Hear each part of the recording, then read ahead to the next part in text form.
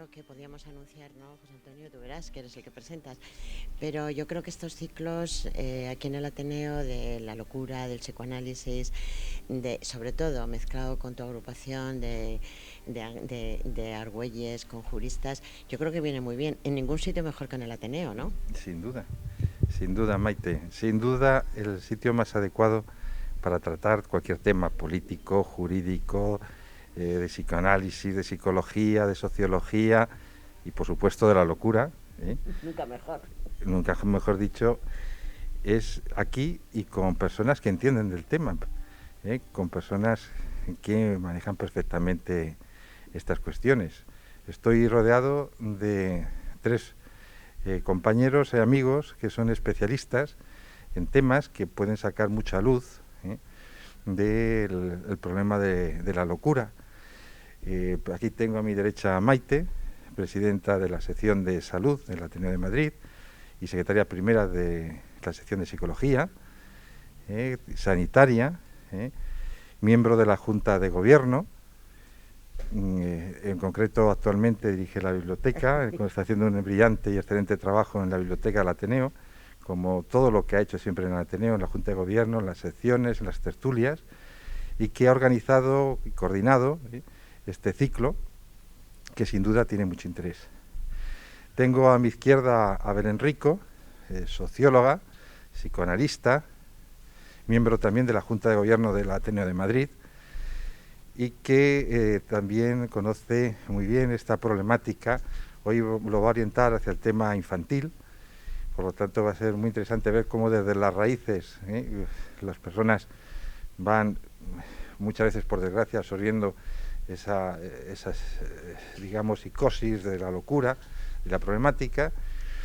Y tengo a mi derecha a Alfonso Gómez Prieto, uno de los mejores psicoanalistas de Europa, de España, que ha tenido muchos cargos, ha sido director del arco psicoanalítico de Arco Europeo Progresista, ha sido vicepresidente del Arco Europeo, ha sido presidente de la sección de farmacia, actualmente es el vicepresidente de la sección de salud, es el presidente de la agrupación Ángel Garma. Todos sabéis que Ángel Garma fue uno de los más importantes psicoanalistas que ha dado nuestro país, y Alfonso sin duda hace gala y honor a Ángel Garma, está en su línea, y por lo tanto estamos aquí con tres personalidades excelentes, los tres, que nos van a dar unas conferencias no solo interesantes, sino también muy instructivas, muy dinámicas, y más en un momento en el que sin duda por la pandemia, por los problemas económicos, de salud, sociales, psicológicos de las personas, es muy importante saber dónde nos movemos. Nada mejor, creo yo, en estos tiempos que poder escuchar a tres autoridades en este tema, como son Alfonso, Belén y Maite. Y sin más preámbulo, le paso la palabra a nuestra directora, Maite. Bueno, muchas gracias, José Antonio. La presencia tuya a nosotros nos ayuda siempre, porque tú hablas de nosotros, pero tú actualmente eres el presidente de la agrupación Ángel Argüelles.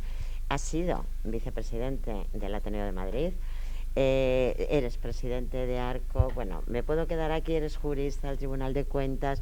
Bueno, la verdad es que yo creo que la personalidad también eres tú. Yo lo único que sé es de niños, ya un poquito, no te creas, pero que para nosotros es muy importante, porque yo creo que y todo los socios se dan cuenta de que para nosotros lo importante es trabajar y desde luego pues lo que nos pidan los socios, pero que el equipo es así. Para nosotros, muchas gracias por estar aquí. Muchas gracias a vosotros. Y ya veremos, Alfonso, di algo, nos ponemos, empezamos.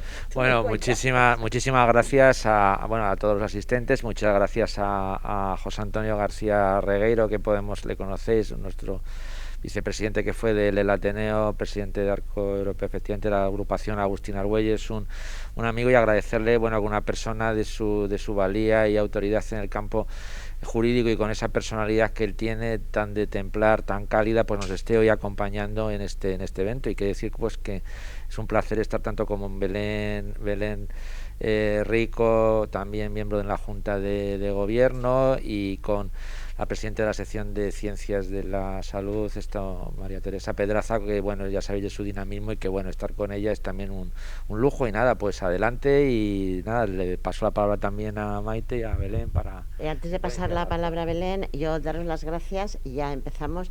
Y sobre todo veo caras conocidas, Larry, muchas gracias, Paco, todos los, María, pero sobre todo quiero dar las gracias muy, muy encarecidamente. Mauricio, sabes que va por ti. Es el doctor Ducaju, psiquiatra, y bueno, gran amigo mío. Tengo la suerte de estar rodeada de grandes amigos y un profesional como la Copa Un Pino. Mauricio, yo emocionada de que estés aquí, muchas gracias. Bueno, yo solamente me queda por decir que muchas gracias a los asistentes, sin los cuales verdaderamente hacer esto solo sería una locura, ¿eh? Hablar nosotros mismos para nosotros mismos, y bueno, y vamos a ello, que es lo más importante. Muchas gracias. Bueno, cuando me propusieron este reto, la verdad es que pensé de qué podría hablar que le puede interesar a un público variopinto. Bueno, se me ocurrió que lo más interesante es poder ver, es decir, traer directamente lo que pasa dentro de una sesión, traerla aquí. Entonces, bueno, pues aprovecho una circunstancia personal de un apoyo psicológico de un voluntariado, donde, bueno, pues digamos que es un equipo multidisciplinar, porque están los trabajadores sociales, y a raíz de ahí aparece el caso de un niño de unos 7 años, y también aparece el trabajo de un pediatra, el trabajo de un psiquiatra, el trabajo del colegio y el trabajo de todos los terapeutas voluntarios que pudimos tener el privilegio de trabajar con este niño. Por eso quería enfocar hoy un poco estos minutos para hablar de lo que es la psicosis infantil, ¿no? No hay duda de que desde luego es muy importante a la hora de formar síntomas todos los aspectos madurativos y también la educación del niño, ¿no? Pero sin embargo la psicosis no podemos decir que es la detención del desarrollo, sino que podemos decir que es una respuesta del sujeto a lo que le ocurre en los primeros años de vida con el otro que lo trajo al mundo, es decir, lo que le ocurre a ese sujeto con sus padres. Hay un texto titulado 2 notas sobre el niño, de Lacan, que afirma que el síntoma del niño está en posición de responder a lo que hay de sintomático en la estructura familiar. Es decir, que el síntoma es un representante de la verdad familiar. Hasta aquí no estamos hablando de psicosis, sino que estamos hablando un poco de síntoma como representante de una verdad rechazada. Pero después Lacan continúa dando una definición de lo que sería neurosis infantil, entendida como el retorno de aquello que los padres no quieren saber acerca de su propia relación. Con lo cual el síntoma del niño surge como una respuesta al no querer saber de los padres sobre su propio deseo. Vamos a detenernos un instante en cómo define Lacan la función del padre y de la madre en relación con el hijo. En primer lugar, dice que estas funciones se juzgan en relación con la transmisión de un deseo particular, y desde luego no lo es por el grado de satisfacción de las necesidades del niño. Con lo cual, para la madre, los cuidados están signados por un interés más bien particularizado, y el padre, en tanto que su nombre, es un vector para encarnar la ley del deseo. De modo que la neurosis infantil implica para Lacan que existe un saber sobre el deseo de los padres, solo que este saber está reprimido y, por lo tanto, lo que va a retornar es en forma de síntoma. Algo distinto, un poquito distinto, ocurre con la psicosis infantil, de la que encontramos un texto de Lacan con una formulación muy precisa. Nos dice que es cuando la distancia entre la identificación con el ideal del yo y la parte tomada del deseo de la madre no tiene mediación. Es decir, que normalmente esta mediación sería la función del padre. El niño queda expuesto a todas las capturas fantasmáticas de la madre y se convierte en objeto de la madre, y su única función es revelar la verdad de este objeto. ¿Por qué el niño quedaría capturado en el fantasma materno? Porque falta esa función que normalmente cumple el nombre del padre, la de simbolizar una separación que se inscribe tanto para la madre como para el hijo.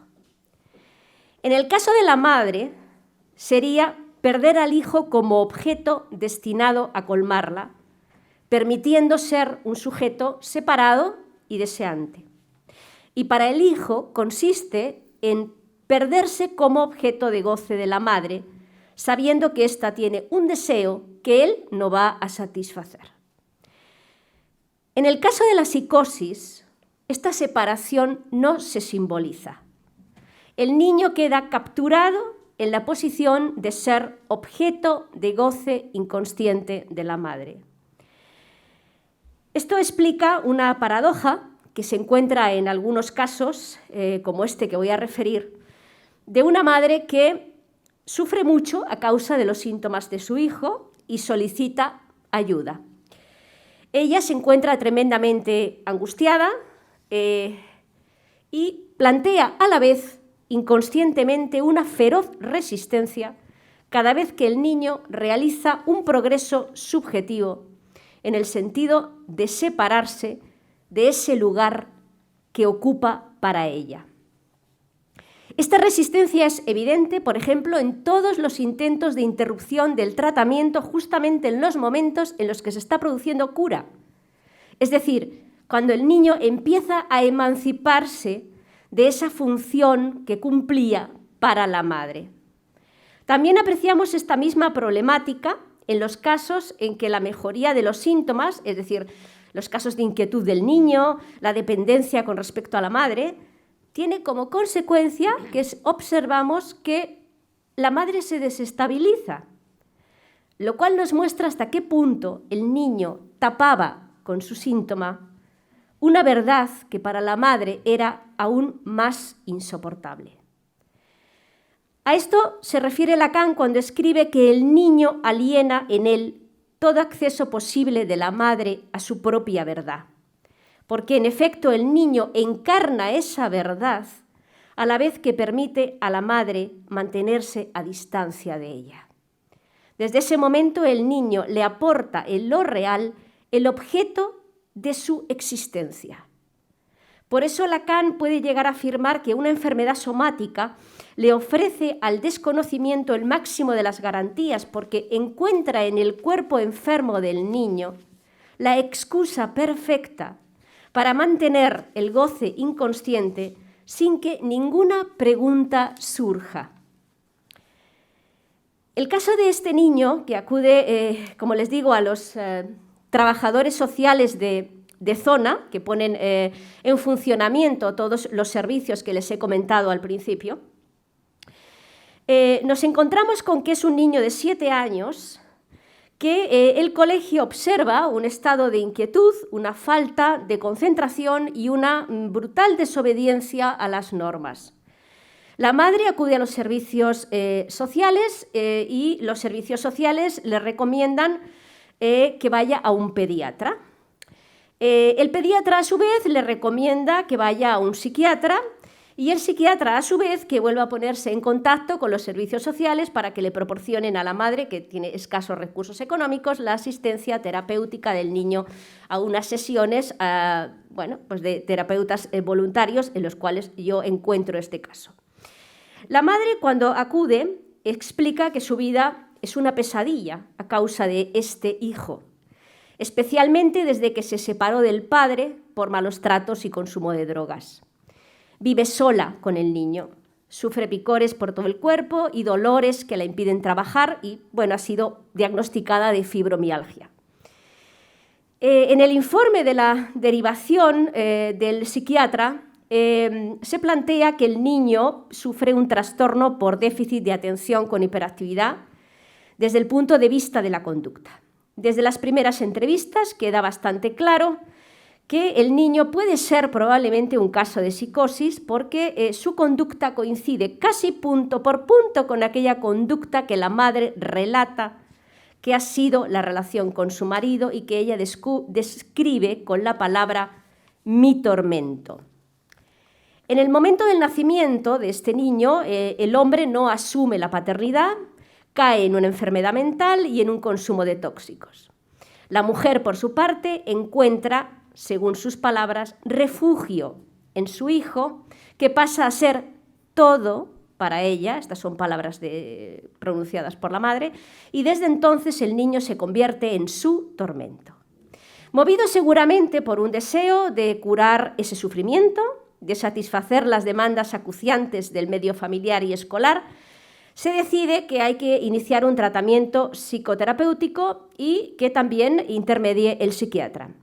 Los resultados fueron rápidos porque el niño empezó a tener un mejor rendimiento escolar, la madre empezó a tranquilizarse y durante las sesiones el niño comienza a hacer un trabajo en terapia subjetivo realmente importante. Había varias posiciones psicóticas, como puede ser que él explicaba su permanente sensación de ser observado, su permanente sensación de que todos hablaban sobre él, que su cuerpo era una presencia extraña, especialmente su pene, que le planteaba muchísimos problemas. Y aquí viene lo sorprendente, y es que la madre decide concluir el tratamiento. Reconoce que el niño está mejor, pero falto de vida, según palabras textuales. Se hacía evidente por sus comentarios que la desaparición de la excitación del niño producía en ella un vacío que le resultaba insoportable. Y así concluyó el primer periodo del tratamiento con una mejoría sintomática, pero que según la madre no prometía nada bueno. Al año y medio después vuelve a producirse la misma circunstancia, el niño vuelve otra vez a estas sesiones terapéuticas de voluntariado, porque el proceso se volvió a iniciar. En ese tiempo, el hijo había sido atendido en otros lugares, vuelto a diagnosticar por TDAH y se repite la historia. Medicado, con cierta mejoría, y de nuevo la madre interrumpe el tratamiento alegando que el chico tenía taquicardias provocadas por la medicación y que ambos sintieron que se moría, según palabras textuales, con lo cual, si retomamos el periodo anterior, hablaba de falto de vida, si retomamos el periodo posterior, que se moría. Su demanda entonces fue retomar la psicoterapia, pero con la condición de que no fuera medicado. Sobre este punto no estaba dispuesto a transigir ni con pediatras, ni con psiquiatras, ni con el colegio que lo recomendaban. Bien, se acepta el reto.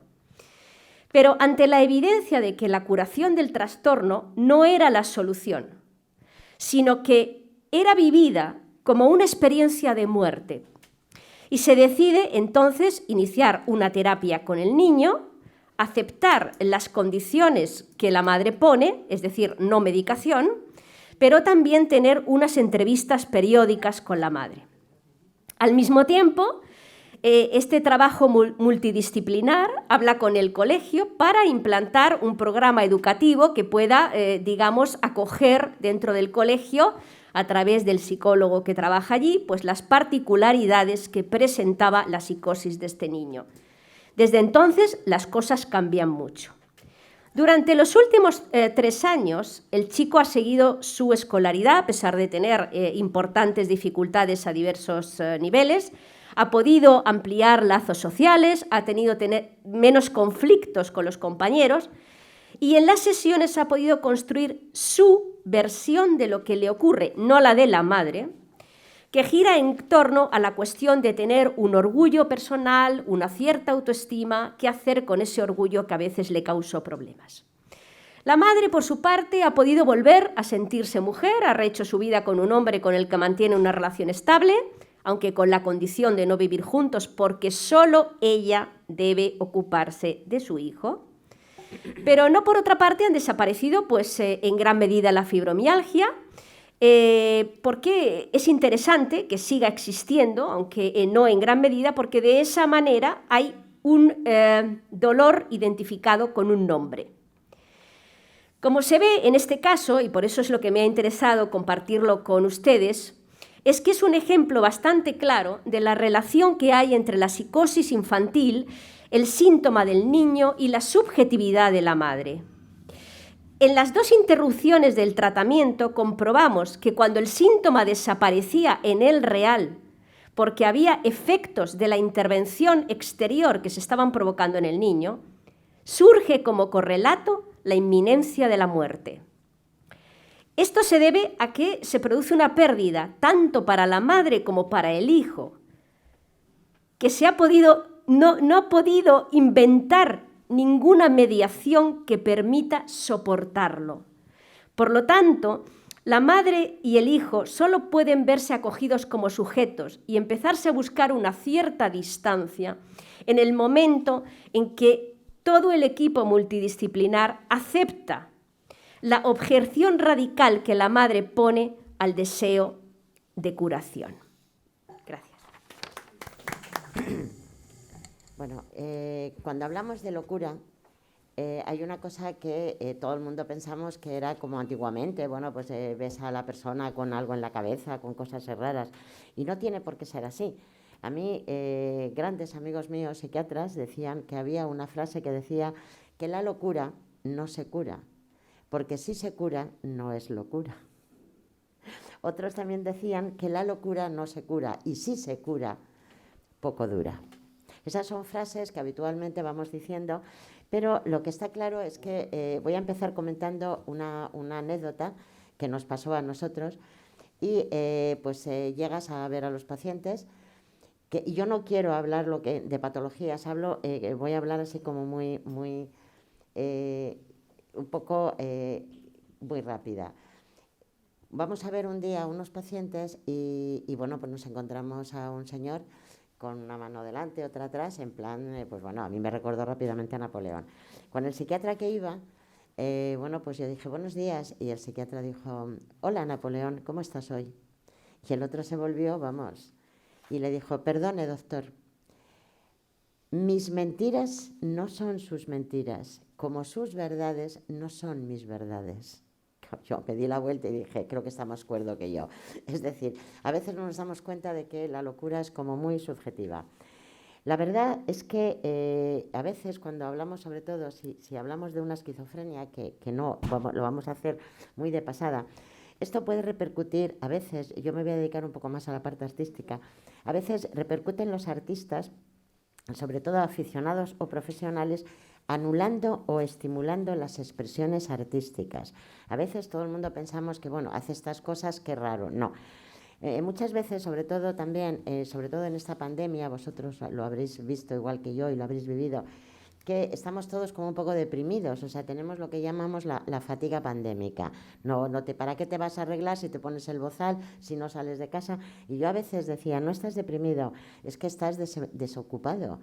Es como cuando te van y constantemente abriendo el frigorífico. No tienes hambre, estás aburrido. Quiero decir que a veces toda esta serie de cosas las ponemos como que los comportamientos son raros y no tiene por qué ser raros. Por ejemplo, hay muchísimas manías, donde no es locura, es simplemente, pues que cada persona tiene una serie de manías o fobias, que esas es como, a mí en mi caso, por ejemplo, veo ya de pequeña, cada vez que veía a los payasos, mi madre se pasaba la vida llevándome al circo y yo llorando que no quería ir. Y sigo siendo ya adulta, veo payasos y me da miedo, o sea, no sé por qué. O los maniquíes, que pensamos que van a empezar otra vez a andar.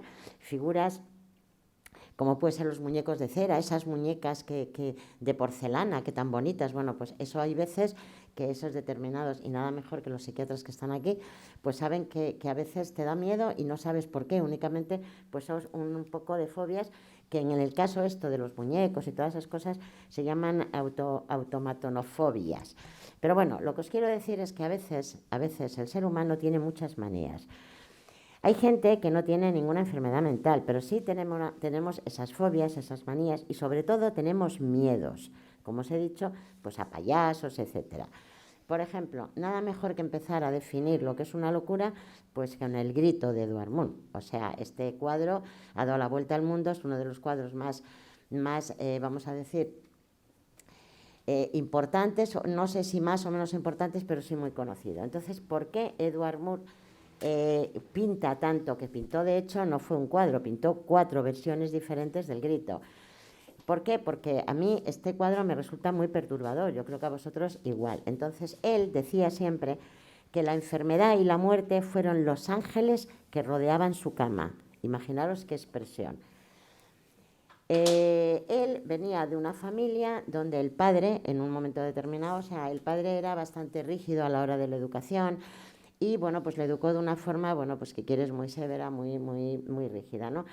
La madre, las dos hermanas murieron de una tuberculosis. Una de sus hermanas, que se llamaba Laura, que era la que más quería él, era una bipolar. El caso es que él, por alguna razón, pues yo creo que tuvo un momento que se brotó y hacía este tipo de pinturas. ¿Qué ocurre? Pues que en la época que lo hacía Edvard Munch, pues él las llamó a las 4 versiones, no las llamó el grito, las llamó la desesperación. De hecho, su arte fue considerado como arte de mente. Más tarde ya se le consideró como un artista bastante degenerado. Pero bueno, vamos a continuar. Pero os quiero decir que estaba loco, pues a lo mejor pasó ese mal momento, o sí. Pero también es cierto, y lo iremos viendo a lo largo de toda la presentación, de que a lo mejor si no hubiera estado loco o no hubiera estado con un serie de trastornos, no hubiera dejado esta obra. O sea que lo que nos hubiéramos perdido. ¿Qué pasaba en la antigüedad? Vamos a hablar un poquito. Bueno, voy a quitar esto 2 segundos, ¿Qué pasaba en la antigüedad? Bueno, pues en la antigüedad Platón ya definía como que establece relación entre la creación y la locura, hablando de 4 tipos de locura: la poética, la profética, ritual y erótica. Este filósofo creía que la posesión divina de los poetas, los cuales llegaban al puro éxtasis en el momento de la creación, entrando en lo que él definía como la locura divina. O sea, ya el artista, ya sea pintor, ya sea escultor, llegaba a esa culminación y él lo definía como la locura divina. Aristóteles decía que por qué no todos los que han sobresalido en la filosofía, la política, la poesía y las artes eran manifiestamente melancólicos, y algunos hasta el punto de padecer ataques causados por la bilis negra. Bueno, ya sabéis que la bilis negra pertenecía a esa parte de los humores donde... ¿Por qué eran melancólicos? Bueno, pues a lo mejor no tiene por qué darlo la profesión, pero sí que es cierto que hay determinadas que, por ejemplo, si están pintando, pues hay muchos pintores que tienen que pintar cuando la luz se pone de este lado, o los que escriben quieren un ambiente pues más cerrado, en fin. Pero sí que es cierto que es como la poesía, bueno, pues está muy asociado a la melancolía. En la Edad Media tenemos, yo lo he definido como alta Edad Media y el Renacimiento. En la Edad Media el artista decían que era igual al mensajero divino, y fue la consolidación de la relación genio o locura. Ya sabéis, ¿son genios porque están locos o son locos porque son genios? En el Renacimiento la principal locura asociada a los artistas, ya os digo que era la melancolía. El temperamento saturnino eran contemplativos, meditabundos, recelosos, creativos, solidarios, belidosos. Y en cambio de signo, pues la noble melancolía. O sea, eran, bueno, pues ibas a acordaros, ¿no? Y ahora lo vais a ver. Iban escribiendo, iban pintando, bueno, pues era otra forma. ¿Qué decía Erasmo de Rotterdam? Esto no, yo a veces cuando hablo de todo esto siempre digo que la vida avanza, la ciencia avanza, pero realmente esto es que todo está estudiado. Ya en el 1511, en el Elogio de la Locura, él dijo: la más alta sabiduría se logra por el camino de la locura.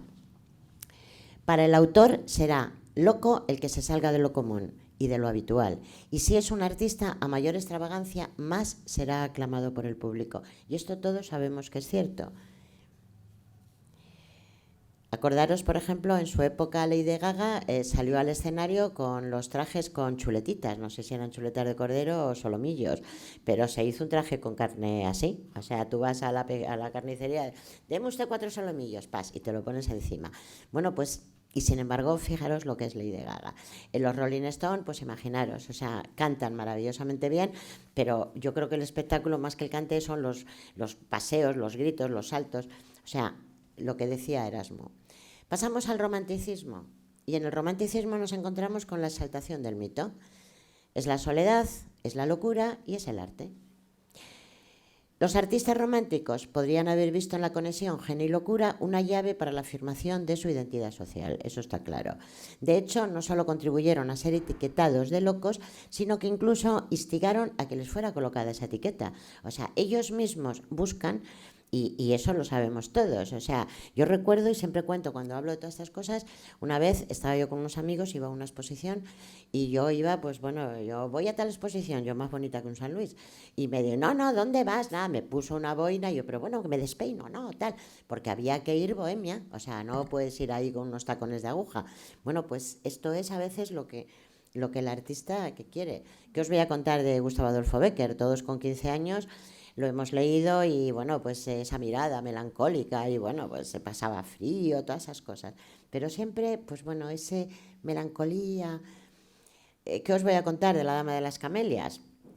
En aquella época, pues unas se desmayaban porque los corsés apretaban mucho, otras porque querían conseguir no sé qué, y otras porque, me desmayo. Y entonces, pues bueno, les daban los bombones. Pero si os dais cuenta, siempre se desmayaban cuando había un sillón al lado, nunca se caían y se pegaban un coscorrón, eso estaba claro. Yo me hubiera gustado ver ahora en las feministas de la tercera generación, porque yo no soy de la tercera, cuando se desmayaban para conseguir algo. Vamos a pasar y vamos a hablar un poquito de la filosofía a la ciencia. Tenemos una serie de aproximaciones que vamos a hablar muy brevemente de la psiquiatría. Punto 1. Hay una serie de estudios descriptivos. Hipótesis de degeneracionistas hereditarias. Esto es, ya depende del autor, te lo va a decir. Hay otros autores que decían que la neurofisiología alterada esta alteraba tanto a los individuos geniales como en los enfermos mentales. Había esta como alteraba, bueno, pues esta fisiología. Sin embargo, las personas creativas pueden ser un poco más excéntricas a veces, pero no son enfermos mentales, ¿eh? Es lo que os estaba contando. Veis al artista, el artista callejero, bueno, callejero urbano, como se llamen ahora, con el spray y bueno, que me pongo la mascarilla, la gorra me la tengo que poner atrás. Bueno, pues es una serie de, ¿cómo diría?, de ritos que, bueno, pues está dentro de eso. Es como yo soy pintora y me tengo que poner la bata, la no sé qué, en fin, esto, pero no tiene por qué. Puede ser más excéntricas, pero nunca son enfermos mentales. O a veces sí, nunca se sabe. ¿Qué nos decía nuestro premio Nobel Santiago Ramón y Cajal? Él decía, quien viva un verdadero drama buscará en la ficción un lenitivo y un consuelo a sus amarguras y escribirá crónicas, versos alegres, cuentos graciosos, regocijados o anécdotas picantes. Cada cual finge lo que necesita por compensación de lo que tiene. De esta manera la vida mental se integra y completa y todos los órganos cerebrales entran sucesivamente en juego. Y esto es una cosa clara, todos lo sabemos. O sea, nos guste o no nos guste, necesitamos... Por eso os decía antes que ahora estamos en una pandemia, estamos en una fatiga pandémica. ¿Por qué? Porque necesitamos esa anécdota, necesitamos reírnos. Pues bueno, pues María, tú sabes las risas que nos echamos de vez en cuando. Es que si no te ríes, pues cuéntame. Pero bueno, Freud, sus ideas y estudios sobre la personalidad de los artistas han tenido mucho que ver con la tendencia a identificar al artista con la enfermedad mental. Freud, que bueno, pues para mí, yo sé que Belén más es de Lacan, para mí Freud es el padre del psicoanálisis y a mí me gusta mucho y le he leído mucho. Sin embargo, él siempre decía que esa tendencia a identificar siempre el artista, bueno, es que están medio locos, es que bueno... Otros estudios, sin embargo, nos dicen ya en el 1948, señala que si bien los genios no están especialmente predispuestos a la locura, son ciertamente más nerviosos. Y en el caso concreto de que se presentase una patología, suelen ser maníaco-depresivos. ¿Pero por qué? Esto tiene una explicación. O sea, vamos a ver, una persona que está haciendo una obra de arte no es que sea un maníaco, es que le van a tocar, no, espera, no te muevas, o sea... Claro, es que esto no es como estar en un puesto y vender flores o vender... Quizá está muy asociado a esas manías, que puede ser o no puede ser que tuvieran, pero vamos, esto es así. Seidlin-Mayer decía que encuentran que entre las personas creativas, especialmente escritores y otros artistas, hay una gran incidencia de la depresión y el alcoholismo. Yo aquí, a favor de esto, tengo que decir que, vamos... pues de todo hay en la vida, en la viña del Señor, ¿no? Lo que pasa que quizá pues el artista, el pintor, el escultor y tal, pasa mucho tiempo solo, sus horarios son completamente diferentes y bueno, pues a lo mejor es como pues se tienen que tomar una pastillita de vez en cuando, una copa, o sea, yo me parece que, bueno, pues si solamente es vino, que es bueno, pero bueno. Hablamos un poquito para que veáis cómo estábamos, Edward Bernard. Pues Edward Bernard era sobrino de Sigmund Freud, el cual usó concepciones sobre el inconsciente en Norteamérica para la persuasión del self en el ámbito publicitario masivo. O sea, está todo estudiado. En la época de Edward, ¿qué pasaba? Pues él manejaba perfectamente la mente. O sea, él era un publicista impresionante. ¿Y cómo logró que en Estados Unidos se considerara que el tabaco, ya sabéis que, bueno, las mujeres fumando, por Dios, era horrible, ¿no? ¿Cómo lo hizo? Pues muy sencillo, cogió 4 o 5 artistas, entre ellas Rita Hauer, con esos trajes, esas melenas, esas bellezas y esa sensualidad, las puso con un cigarro en la mano y bueno, pues era un ejemplo a seguir, y eso es. Y sin embargo, era muy buen publicitista, y sin embargo nunca quiso trabajar, que le llamó Franco, Hilder, Somoza, nunca quiso. Luego trabajó con otros presidentes de Estados Unidos y tal, ¿no? El caso, por ejemplo, de Bobby Fischer. Bobby Fischer, ya sabéis todos que era un campeón mundial de ajedrez. O sea, este chico tenía un coeficiente intelectual increíble, altísimo, pero sin embargo era antisocial. ¿Qué ocurrió? Que era hijo de una enfermera, la madre estaba ya, no podía más con él. Imaginaros, o sea, pues con los turnos que se tienen en sanidad, pues cómo podía. Ella era suiza y el padre dicen que era un físico alemán, otros dicen que era húngaro, pero bueno, es lo de menos. Él aprendió a jugar al ajedrez solo, nada más. Vivió en Nueva York durante 2 años y tenía un coeficiente, insisto, altísimo. Ya con 17 años la madre tuvo que elegir entre su salud mental, su equilibrio y el hijo. Y entonces lo dejó, me imagino que lo elegiría, pues, pero vamos, lo dejó viviendo solo en el apartamento y ya se tuvo que marchar. Y él con 29 años, bueno, él murió realmente con 64, pero ¿qué le ocurrió? Pues que era una persona muy inteligente que se dedicó al ajedrez, pero cuando llegó a ser campeón del ajedrez, en el mismo momento que llegó a tener el título mundial, lo dejó. Entonces, ¿por qué lo dejó? Pues porque tenía un miedo terrible a que en un momento determinado alguien le pudiera superar. O sea, era un temor, pues como ocurre ahora mismo, que bueno, pues hay gente que, ¿por qué no haces esto? No, es que me da miedo, pero bueno, pues él siendo qué pena, porque una inteligencia de estas, pues imaginaros. Y nada, pues hay otra serie de estudios e investigaciones donde, por ejemplo, pregunta 1, ¿existe una relación genética biológica?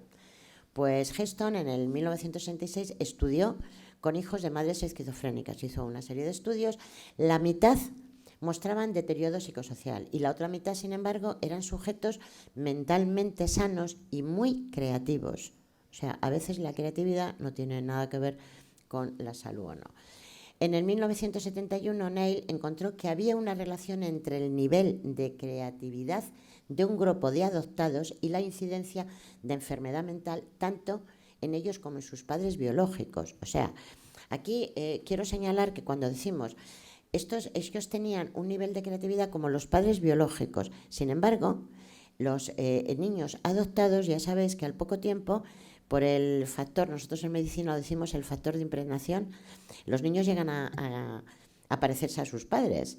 Pero es lógico porque si tú a un niño pequeño le estás educando con tus ideales, con tus manías, con tu forma de vestir, entonces al final llegan a parecerse, con lo cual él lo hizo en adoptados y realmente fue así. Luego ya en el 2005 encontraron que los hijos de padres con trastorno bipolar puntuaban significativamente más altos en pruebas de creatividad que los hijos de padres mentalmente sanos. ¿Qué ocurre? Que vamos, o sea, el ideal, Dios mío, lo que necesitamos son padres sanos, no gente sana. Pero a veces un poco de locura también viene muy bien, ¿no? Porque a veces el aburrimiento, pues ya sabemos lo que es. Sin embargo, pues la gente creativa, pues los hijos son más creativos. ¿Existe una relación a nivel cognitivo? Pues sí, entre ellos, por ejemplo, ¿describe rasgos cognitivos de creatividad? Pues sí, entre ellos puede ser la fluidez, flexibilidad de pensamiento, original, pero sobre todo a mí me gustaría hacer hincapié en el pensamiento creativo y el pensamiento psicótico. En el pensamiento creativo, él es controlado por el sujeto, implica tener objetivos y es racional. ¿Qué ocurre? Pues que el sujeto es el que crea, o sea, él maneja. Sin embargo, en los pensamientos psicóticos, el pensamiento psicótico normalmente es caprichoso, es carente de sentido, domina al individuo porque no tienes ningún control. O sea, tú tienes ahí un pensamiento psicótico y difícilmente lo vas a controlar si no eres capaz de darte cuenta que estás viviendo en otro mundo paralelo y pides ayuda. A veces dicen que la inhibición latente predispone a una enfermedad mental. Bueno, pero esto, bien. ¿Existe una relación en cuanto a personalidad? Pues bueno, en los años 70 decían que existen semejanzas en el carácter entre personas creativas, sin patología y tal. Bueno, los sujetos creativos puntúan muy por encima de la media en tendencia hacia la depresión, histeria, pues claro, porque son creativos, pues son más histriónicos, es lo que decimos a los niños. Los niños, o sea, una persona histriónica, pues es una persona, venga ya, no es una persona letargada que se duerma, ¿no? Hay un estudio donde dicen que no existe evidencia concluyente de relación entre creatividad y psicopatología. O sea, no tiene por qué. Pero sí que, insisto, hay esa vena un poco más. Y hay una alta incidencia de afecciones mentales entre poetas. Bueno, pues quizá a lo mejor por la soledad, pero bueno. Y una tendencia aún mayor de neurosis o psicosis entre mujeres poetas. Pues eso está ahí, a lo mejor está muy relacionado con nuestro sistema reproductivo, con nuestro sistema hormonal. Bueno, o sea, a veces vamos por buscarlo alguna relación. Y ahora vamos a pasar a una cosa que a mí me encanta. O sea, esto, imaginaros este cuadro, son varios cuadros, y esta lo hizo una pintora que se llama Eloísa Kondar. Esta señora tenía una psicosis. Ella fue una artista suiza que en su época se enamoró perdidamente de Guillermo II. Su amor no fue correspondido, evidentemente, y entró en unos episodios de agitación, tenía delirios de grandeza, tenía una manía persecutoria, pensaba que era descendiente de, bueno, o sea, ella no entendía por qué no iba a ser correspondida en el amor, o sea, no tenían.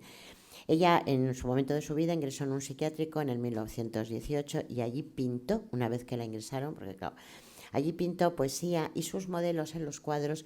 Estos, si os dais cuenta, todos los cuadros de ella no tienen ojos. Ella, como que todos los ojitos, pintaba unas cuencas, no pintaba el ojo, y ahí ponía una pincelada de azul. ¿El por qué? Pues bueno, luego entre sus terapias y sus temas, pues más o menos no podía entender que a ella, pues su amor, pensaba que es que no tenía ojos, porque si hubiera tenido unos ojos se hubiera enamorado de ella.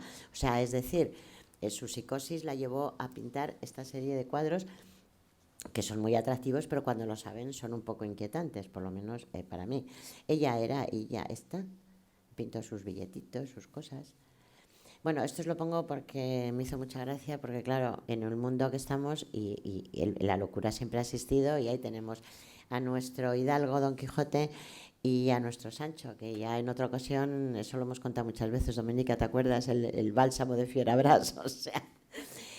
Y esto a mí me hizo mucha gracia porque, bueno, pues venga, más prozaz, y menos prozaz, no, más leer y menos prozaz. Y le decía al cuervo, ¡ay! Las cosas podrían ser bastante peores. Va.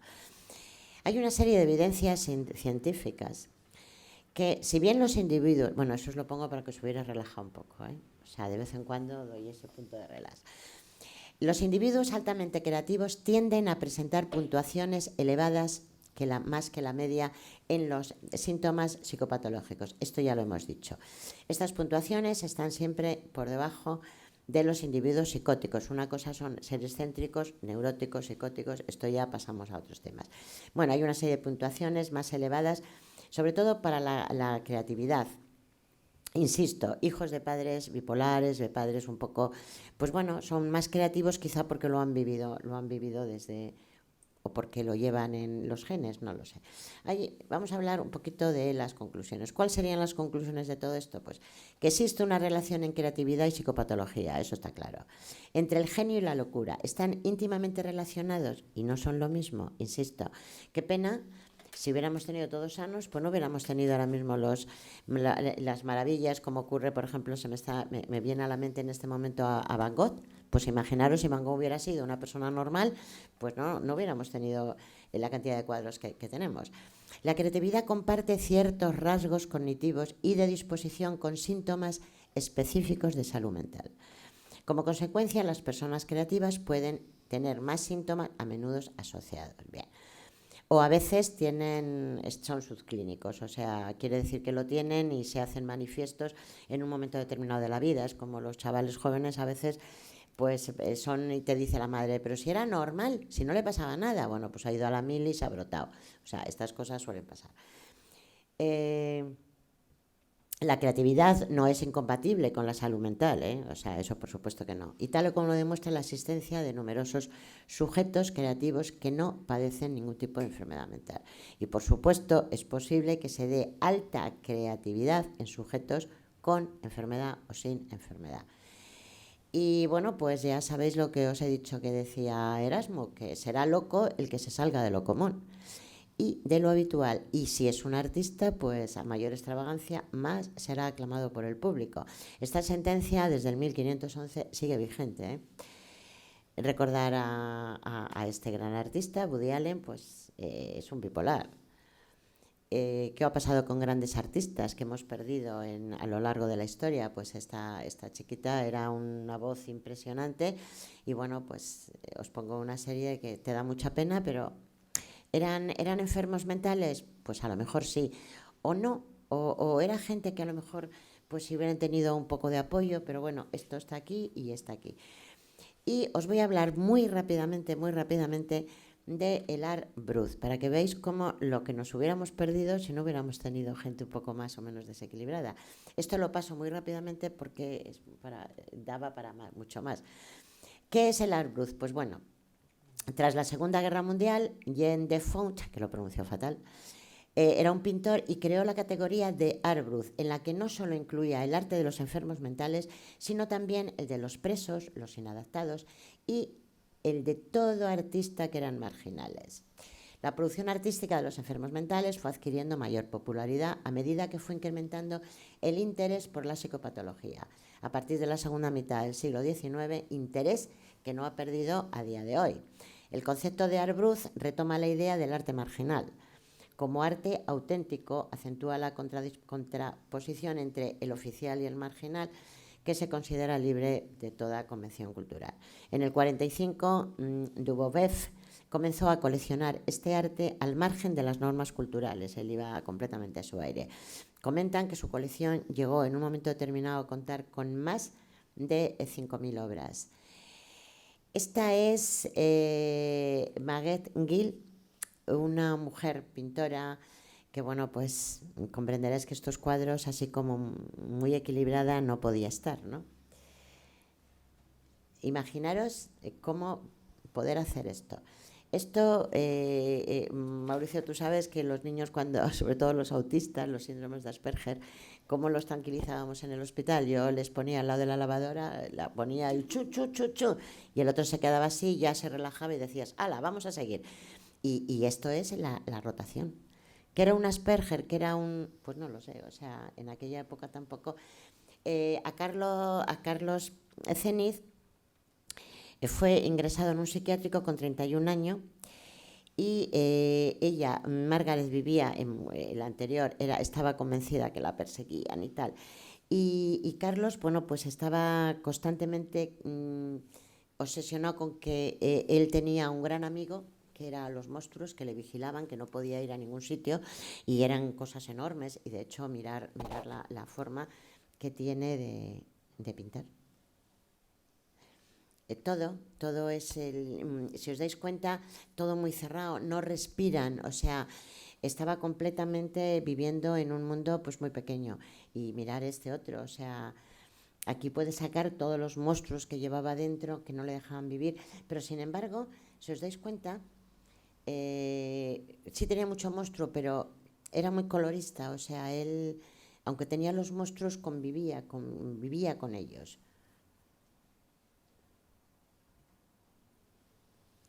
Y Agustín, pues mirar qué tipo de...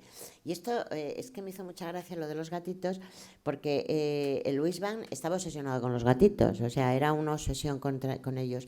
Y entonces empezó a pintar, pero del primer cuadro con sus gatitos pintados, que se lo regaló a su mujer, imaginaros ya cómo terminaba viendo los gatos. Aquí son gatos.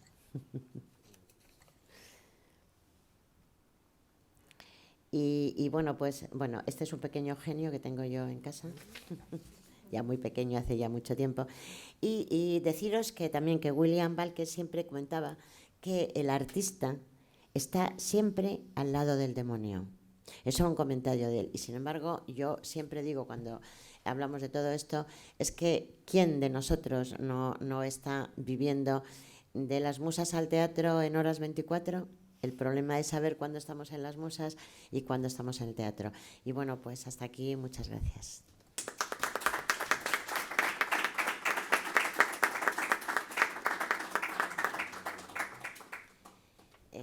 Yo ya te cambié el sitio, no sé qué tendrás que hacer.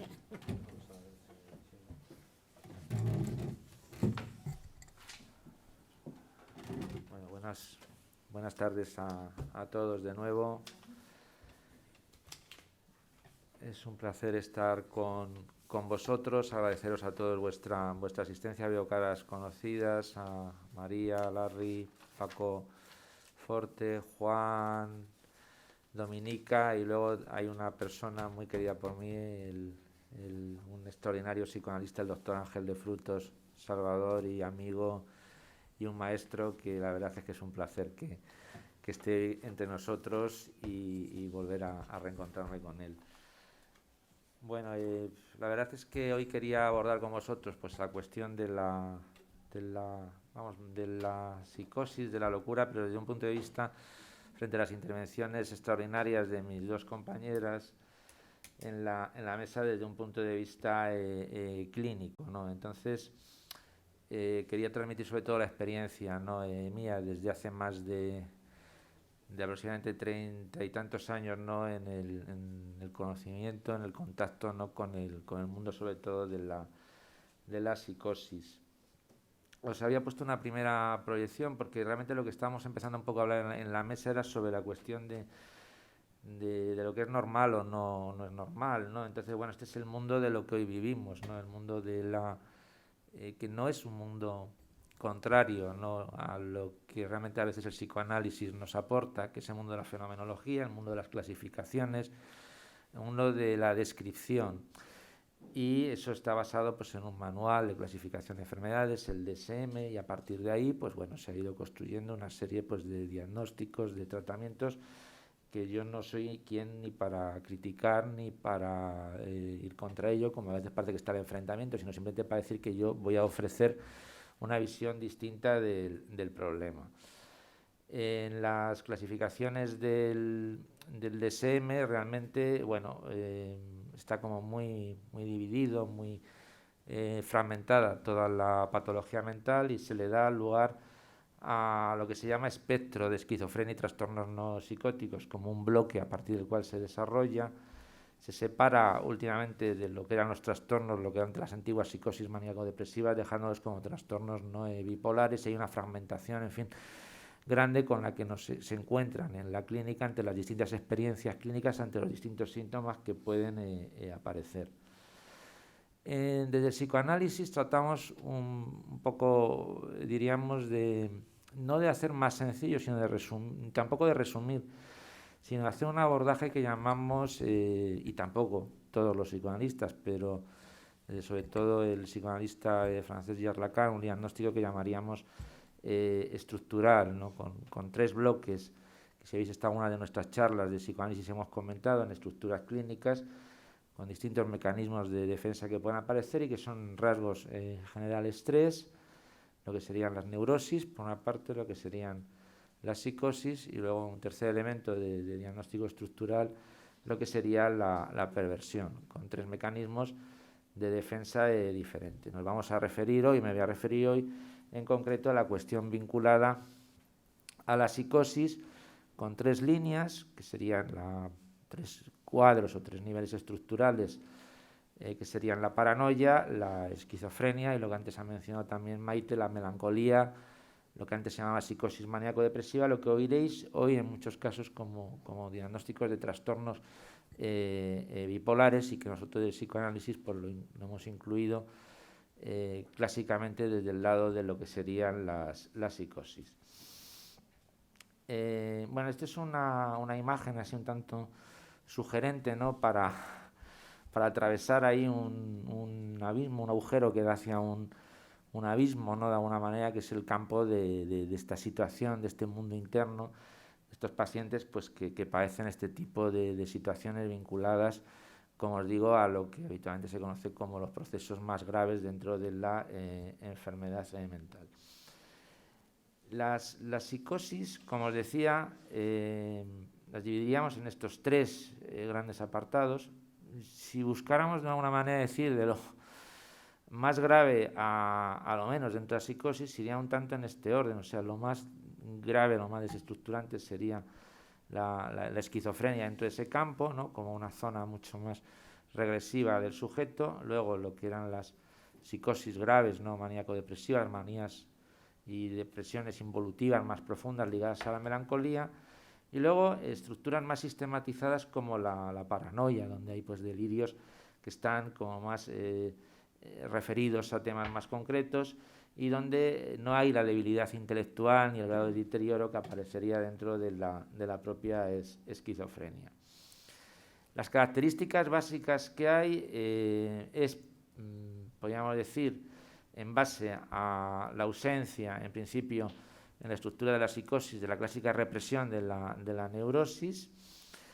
Hay unas relaciones de objeto que se llaman, en donde hay un elemento muy clave que luego ampliaré más, que hay un problema con lo que llamamos en psicoanálisis la función paterna, no el padre real, sino una función de simbolización, una función de introducir algo de la ley, algo, como decía Belén antes, que separe al niño inicialmente de una función una posición muy asfixiante por parte de la madre, considerarle una cosa, un objeto de ella. Entonces esa función, que no es muchas veces hecha ni siquiera por el padre biológico, sino que es algo que se inscribe en la ley, en el propio discurso de la madre, de un deseo que esté más allá del hijo, y que a veces pues incluso con el padre muerto es bueno, y esto que papá decía, o sea, algo que se va poco a poco instaurando, y falla, o comprobamos de alguna manera que eso falla, digamos, en muchos de nuestros pacientes psicóticos.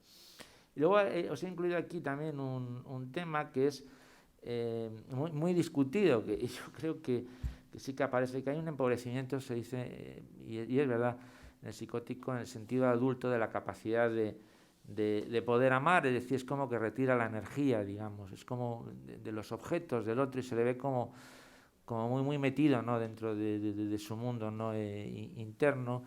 Hay una de las cosas, ¿no? Dentro de la psicosis frente a la neurosis, que yo digo para diferenciar, porque en las neurosis, en la histeria a veces pasa que se dice, es por la alucinación. No, la alucinación no es un elemento de la psicosis. Alguien puede en un momento tener una alucinación, sentir que ha visto algo, que en el quicio de la puerta que aparece una imagen, ¿no?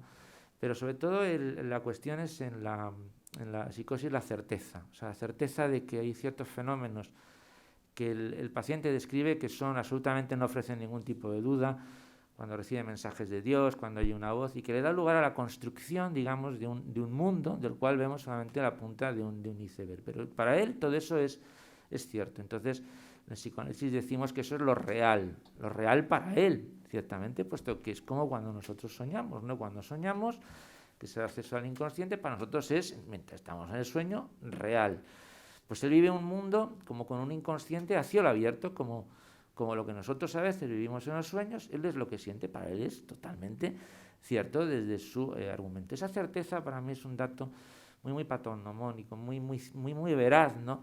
De lo que nos puede aproximar en ciertos fenómenos, no en un momento dado, a lo que representaría lo vinculado a una estructura de tipo psicótico. Hay en la psicosis, o en el discurso de la psicosis en general, alteraciones en 4 líneas. En el lenguaje, es muy típico, tanto en el pensamiento del psicótico, en las relaciones con los otros dentro de su autismo, como decía, de su pregnancia, ¿no? En un mundo no prioritariamente interno, y una relación especial dentro de él, y una angustia a veces no muy cierta, ¿no? que le domina y que le embarga. Quería ahora comentaros, después de haberos hecho esta apreciación, bueno, una serie nada más de elementos, de fenómenos elementales también, para comentar en la psicosis, que se pueden tener en cuenta a la hora de hacer una aproximación a pensar que un paciente que acude a vernos tenga un padecimiento de este tipo: el autismo mental, esa irrupción de voces, de discurso del otro, fenómenos que involucren al cuerpo, es decir, cuestiones vinculadas a un cuerpo extraño, cuerpo fragmentado, o sea, lo real del cuerpo, o nosotros decimos en psicoanálisis el goce del cuerpo, o sea, la fijación excesiva libidinal en el cuerpo toma precisamente lugar a esos fenómenos muy terribles y desagradables, y el sentido y verdad, como os decía, con relación a las palabras, las imposiciones en el lenguaje interno, ¿no? Elementos vividos como una certeza. Pongo esta imagen ahora para dar paso, esta imagen un tanto siniestra, para daros paso a la experiencia mía vivida con el trabajo desde mi posición como psicoanalista con pacientes psicóticos. Esto viene ya en concreto desde el año 88, entonces yo estaba en el hospital Gregorio Marañón haciendo mi formación allí en psiquiatría, y en este hospital, conocéis, entonces se llama el Hospital Provincial, pues entraban pacientes prioritariamente que eran psicóticos agudos, en un centro de acogida de enfermos psicóticos agudos, esquizofrénicos, paranoides y maníaco-depresivos.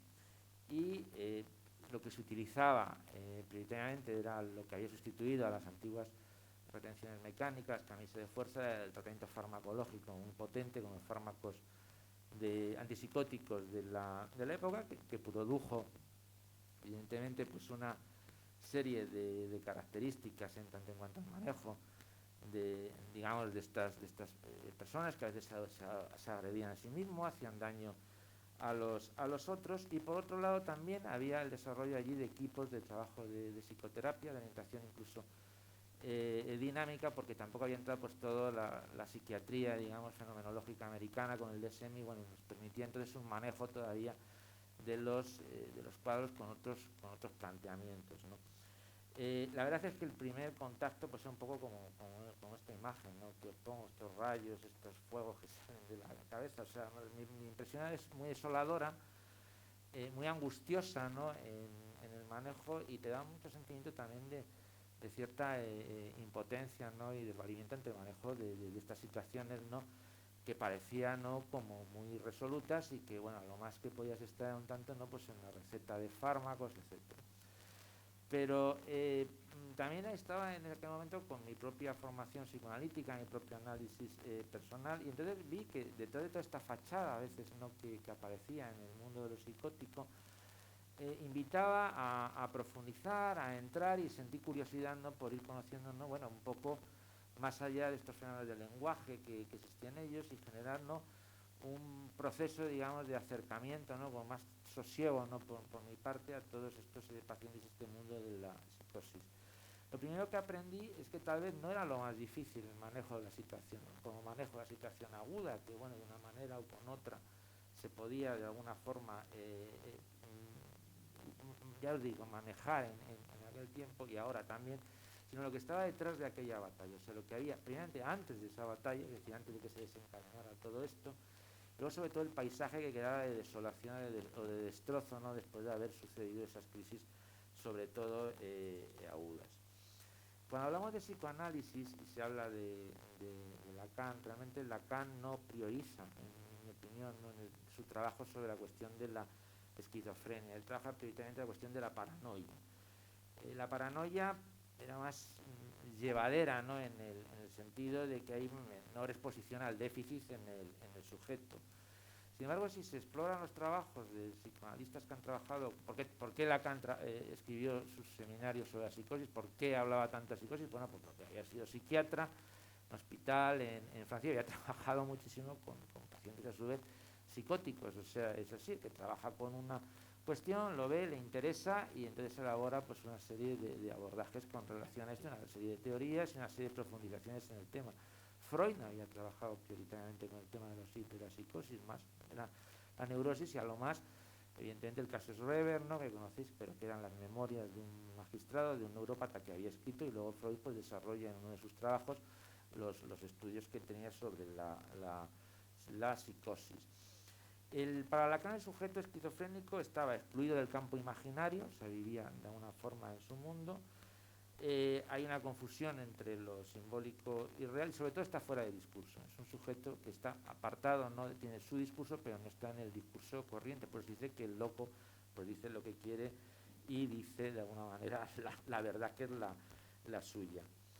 En principio hay hay un tema, ¿no?, que a mí me llamaba la atención, y es una falla, ¿no?, que había en el esquizofrénico, sobre todo en la imagen que estructura el cuerpo. Se había problemas, la atracción por el espejo que algunos esquizofrénicos tenían, y sobre todo lo que me llamaba la atención era la angustia. O sea, es una angustia y sufrimiento de una magnitud enorme. O sea, me estoy refiriendo en momentos agudos, antes de que desarrollen sus delirios. Normalmente cuando deliran, pues están más tranquilos, ¿no? Pero hay una angustia ahí que nosotros llamamos de fragmentación, que es un nivel de angustia muy regresivo, no tiene que ver con lo que en psicoanálisis se llama angustia de castración, ¿no? O sea, es un sufrimiento horroroso que realmente te lo transmiten cuando trabajas de alguna forma psicoterapéuticamente con estos pacientes, que te toca hasta tu propio cuerpo. O sea, en la contratransferencia que llamamos realmente es que te angustias, ¿no? O sea, es un problema que hay que tratar de no angustiarse mucho por las proyecciones que hacen para conseguir devolver un nivel de estabilidad. Me acuerdo perfectamente de una paciente que vivía, por ejemplo, como real la salida a través de las fosas nasales del contenido de la masa cerebral. No sé, eso es un tema que relataba con una cara de angustia tremenda, y para ella era eso absolutamente de lo real, como os puedo poner aquí esta imagen. ¿De qué se trataba, por tanto, un viaje psicoterapéutico con pacientes psicóticos? Pues lo primero, ocuparse de esta angustia tan fuerte.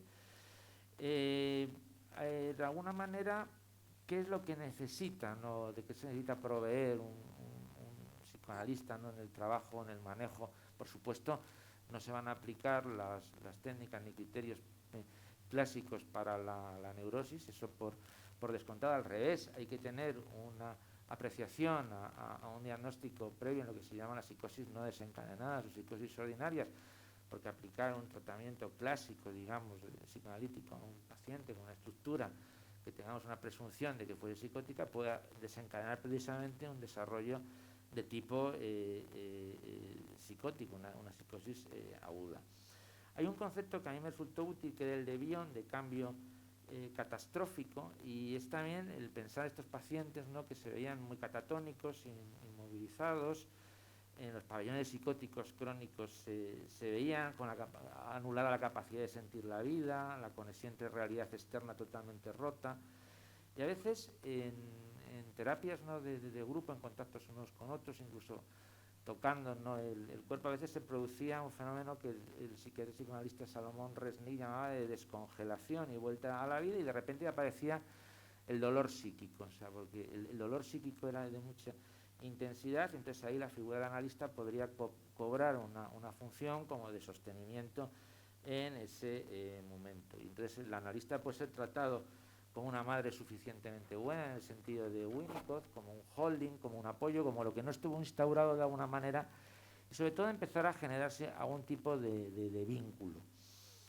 Se me ocurría pensar y compartir con vosotros que tal vez el problema de tratar la psicosis no reside tanto en los factores cuantitativos de Freud. No se trata de que el peso o la carga a remover sea excesivo o insuficiente a la potencia de una palanca, ¿no? O sea, no es tanto en cuanto de fuerza, ¿no?, que parece que hay mucha fuerza ahí, ¿no?, que hay todo un abigarramiento no sintomático.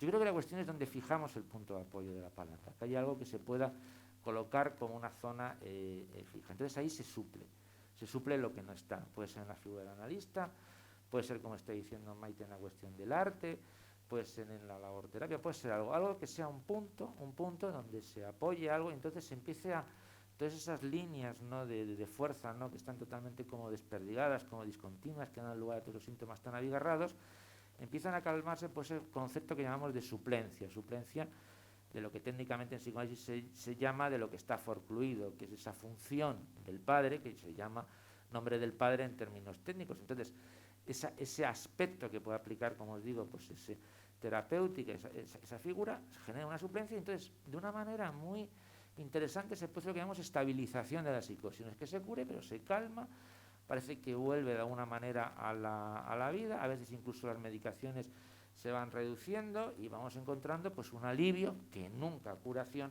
en este tipo de procesos.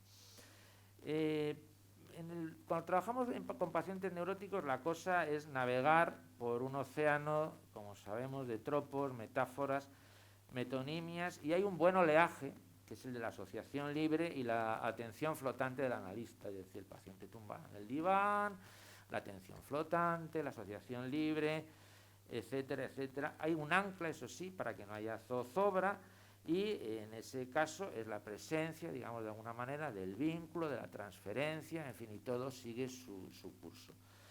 Aquí hay un ancla simbólica, hay simbolismo, está simbolizada esa figura del padre, y se da cuenta de que no van a enloquecer ni el analista ni el paciente a lo largo de este proceso. ¿Por qué? Porque se supone que analista y paciente participan de unos mismos códigos, que son los códigos del lenguaje. Eso es importante, están hablando en el mismo lenguaje. Claro, pero este pacto es un pacto simbólico, claro, entre analista y analizante, que están sometidos ¿a qué? A lo que tenemos, nuestras leyes del lenguaje. Entonces las metáforas son, bueno, pues es que realmente, mire, yo tengo ahora mismo en la frente, le puedo decir a un paciente psicótico, pues tengo como si fuesen unas gotitas que son como gotas de rocío, ¿no? Una metaforización. Bueno, pues el paciente psicótico no entendería este lenguaje, o sea, diría, ¿dónde está el rocío? O no puede entender un chiste, o no puede comprender. O sea, la relación al lenguaje con el psicótico va a ser muy distinta porque no tiene la clave de decodificación que tenemos los sujetos neuróticos, que es ese significante nombre del padre. Como falta la inscripción, mientras el sujeto neurótico confía en esa clave de decodificación, el psicótico va a desconfiar de todo. Desconfía, ¿no?, de la buena voluntad del analista, desconfía de alguna manera de todo, se siente perseguido, no encuentra la clave de decodificación, y lo que vive inicialmente es una angustia muy, muy fuerte, incluso cuando está con un terapeuta que le está tratando como a un neurótico. Pues Lacan usaba la frase de que el analista en el tratamiento con pacientes psicóticos era el secretario, decía, del alienado. O sea, le iba siguiendo, ¿no?, su proceso, escuchando, acompañando, pero no intentando introducir un lenguaje de tipo de la metaforización. La cuestión es, no se han podido constituir, por tanto, en este paciente psicótico, objetos verdaderamente externos. Y lo que realmente se encuentra es simplemente el intento fusional con el otro, no a modo de dos sujetos separados, como decimos, la media naranja del otro, sino que el otro, que sería la relación, como comentaba Belén con la madre, sería una naranja entera. O sea, en el fondo, realmente, o eres naranja entera, o estás englobado tú en el lugar del otro, el otro en el lugar tuyo, o no hay un otro, no hay uno afuera, no hay uno adentro, ¿no? Y realmente a veces pues la comunicación es complicada. ¿Puede vivir compensado? Sí, a través de la suplencia. Eso es muy importante, que algo ocupe ese significante que no está en nombre del padre y que actúe como pacificador, como una orden, como firmeza, y que de alguna manera, sin excluir el dolor psíquico de este paciente psicótico, le permita de alguna manera articular que el sufrimiento se transforme, como decía Freud, más bien en un infortunio común. Un ejemplo de esta suplencia pues puede ser un pacto analítico entre un paciente psicótico y yo como analista, y va a facilitar de alguna manera una distribución nueva de la relación que pueda haber entre el uno y el otro. Y ya para ir terminando, comentaros en los tiempos actuales que en general a la consulta o a mi consulta los pacientes llegan cuando los mecanismos de compensación farmacológica muchas veces han fallado, que la dificultad del abordaje viene precisamente porque lleva también un gran tiempo de evolución de estos procesos, donde la figura de la suplencia va a cobrar mucho valor, donde hay que tener paciencia, donde podemos plantear una mejor salida que la hibernación anestésica de un fármaco, sobre todo con paciencia, con sentido común, con una ética del encuentro y del vínculo y con respeto. Es vincularse con el otro psicótico, pero sin profanar su territorio, a modo de un observador copartícipe donde se pueda modificar el ángulo de la relación del paciente con respecto a su propio delirio. Donde el neurótico negocia con su fantasma, el psicótico tiene un agujero que llena con la aportación ¿de qué? De un delirio, como error necesario en el sentido del psiquiatra español Carlos Castilla del Pino. El lenguaje posibilita establecer ciertos límites al goce. Poco a poco, con infinito cuidado y paciencia, es posible que cierto sentido pueda volver a circular, enlazando de nuevo imágenes y objetos a partir de penetrar en el mundo y los códigos de la psicosis, incluso brindando al paciente psicótico, a modo de un préstamo representacional, la capacidad del analista de metaforizar, incrementándose lentamente una circulación de sentido. Un viaje psicoanalítico a través del mundo de la psicosis es una aventura lingüística, cultural, es una travesía en lo desconocido. Seguir la senda de la transferencia psicótica puede provocar mucha angustia. Acceder a la realidad secreta y sagrada del paciente implica exponerse, perderse en compañía en el inconsciente del paciente y en el mío propio, en mis propios laberintos psíquicos. Y lo más importante ahí es ser, sobre todo con el paciente psicótico, en general con todos, muy auténtico como sujeto y como analista. En mi estilo de intervenciones creo que intento ser así, porque un paciente es muy sensible en general, y más en los psicóticos, a la originalidad y sinceridad del otro. Ser natural, espontáneo, a pesar de mis dudas, de mis errores, contribuirá a la cura y aportaré, yo creo, un granito de arena de un artesanado personal donde puede renacer ese ritmo vital que estaba congelado en la psicosis. Muchas gracias. Muy bien.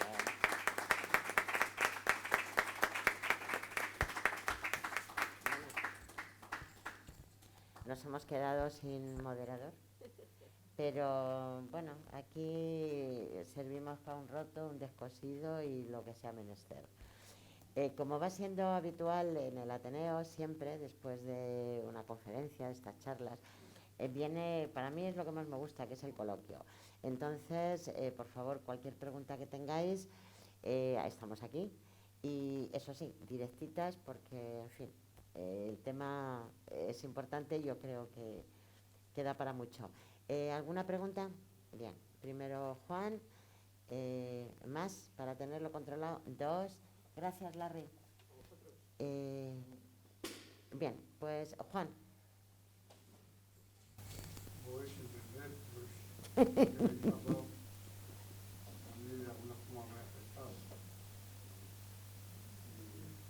Oyéndote y explicando lo que has hecho, pues, esa mención de revivir otra vez sentimientos y el formato, como llega un cerebro a explotar.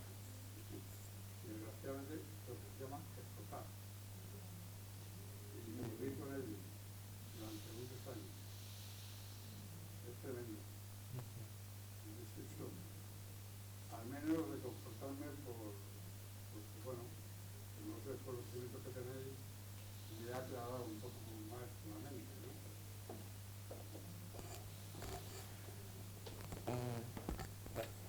Bueno, Juan, muchas gracias, Juan. Efectivamente, lo has dicho, es explotar. O sea, hombre.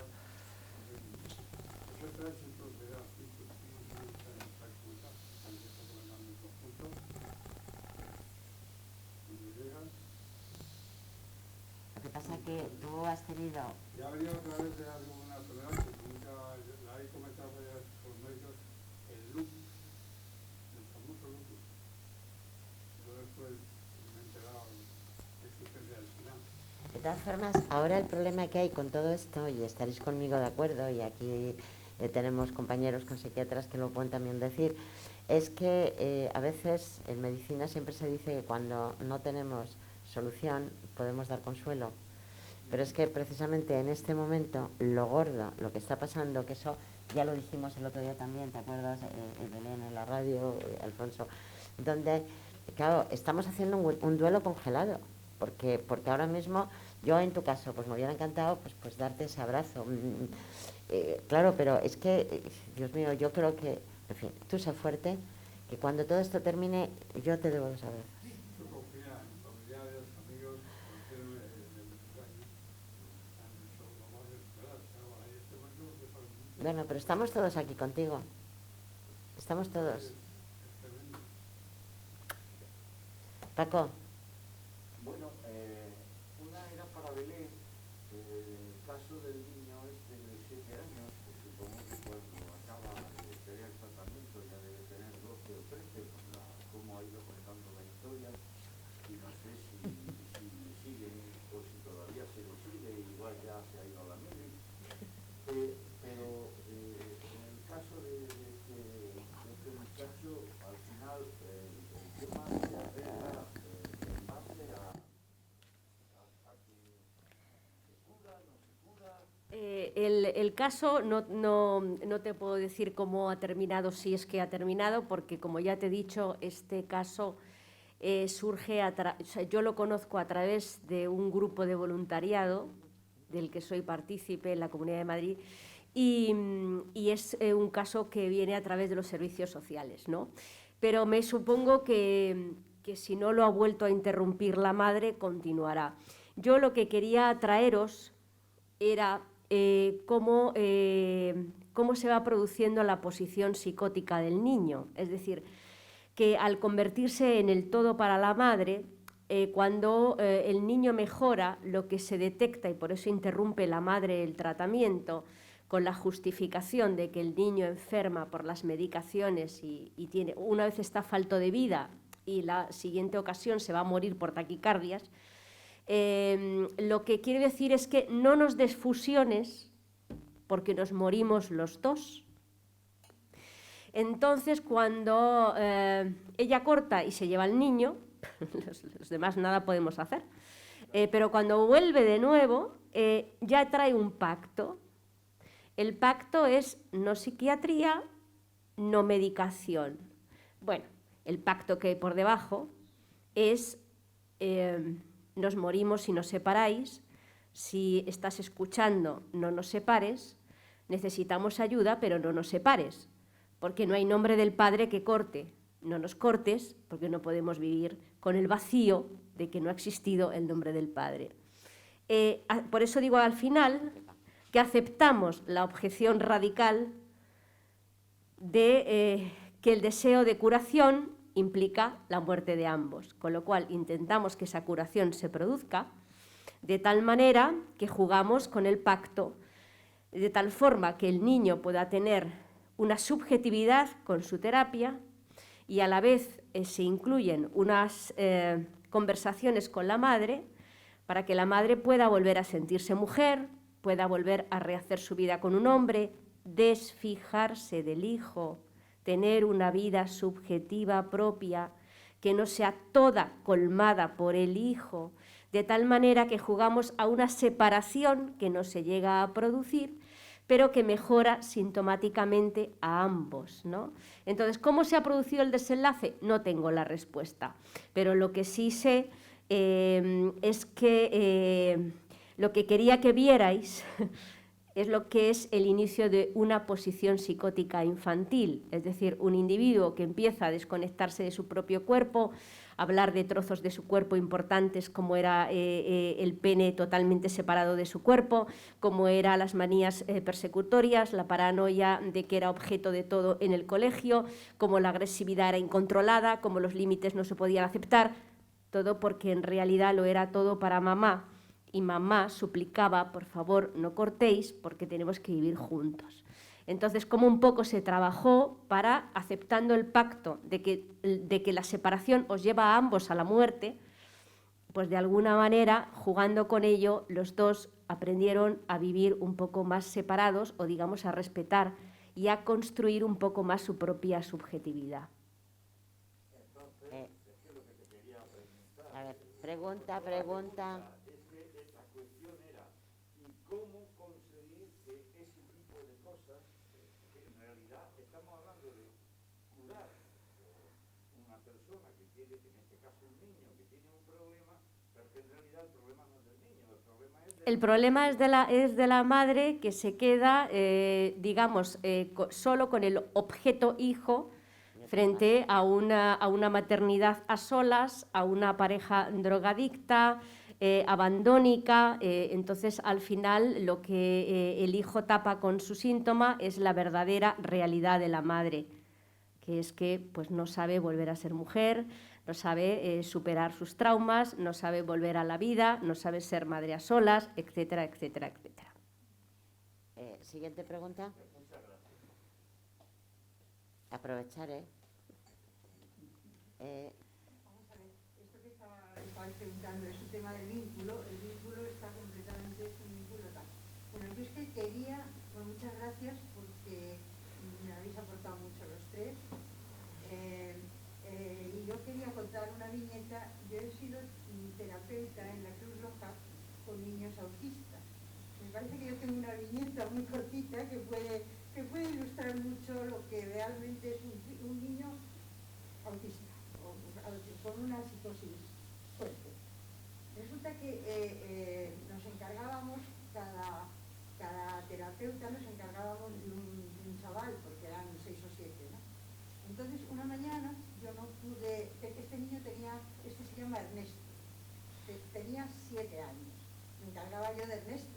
resulta que se me puso un niño malo o algo así y llegué mucho más tarde por la mañana al hospital.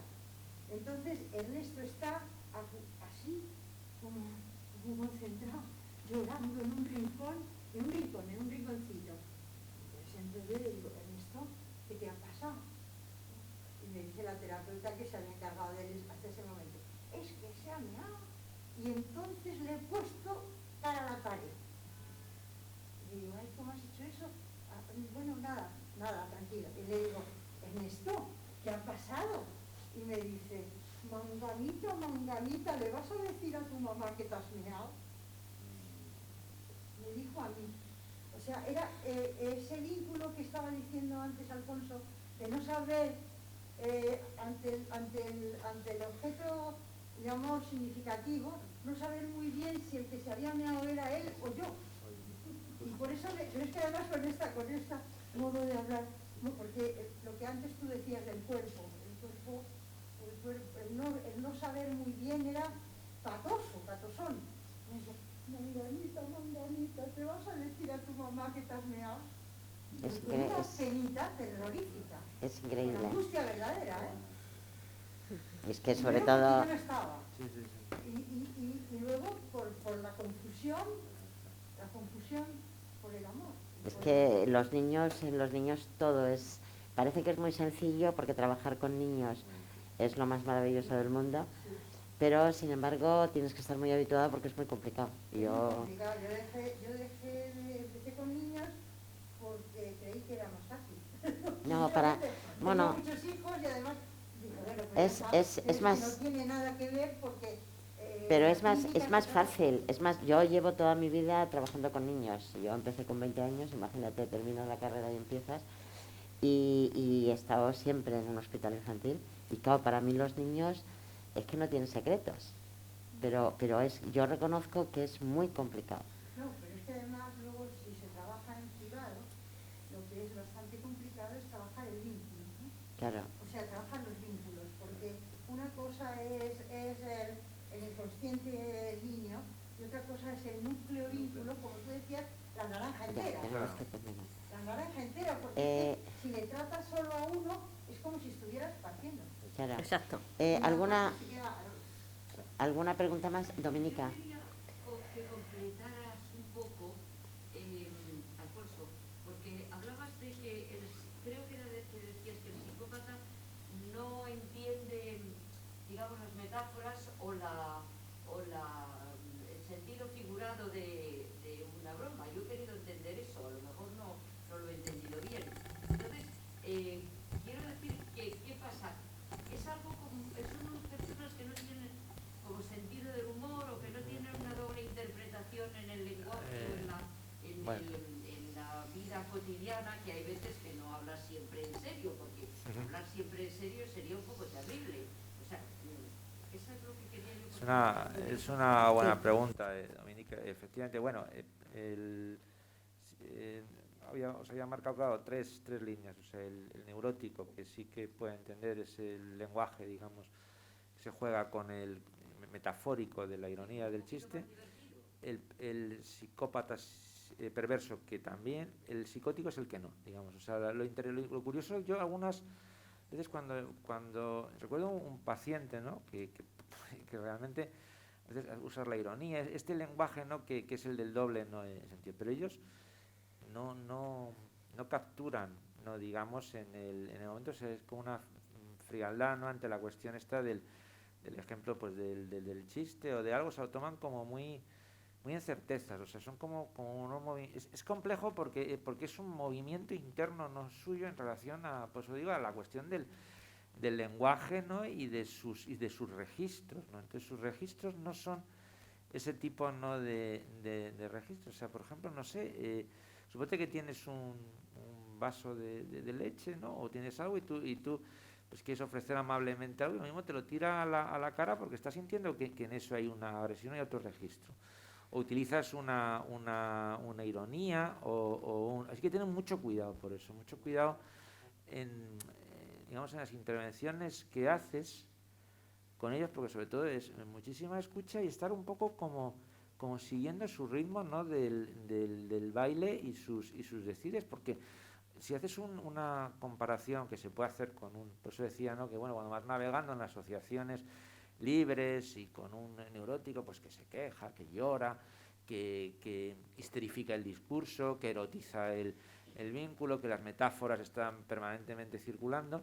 Con el paciente psicótico, ¿no?, hay una frialdad, ¿no?, inicial, entonces te pueden quedar mirando y viviendo como que está diciendo este señor con relación a que las gotas del rocío son como no sé qué, o sea, pues o las lágrimas, pues son lágrimas o no son lo otro, o sea, no puede generar ese ajuste.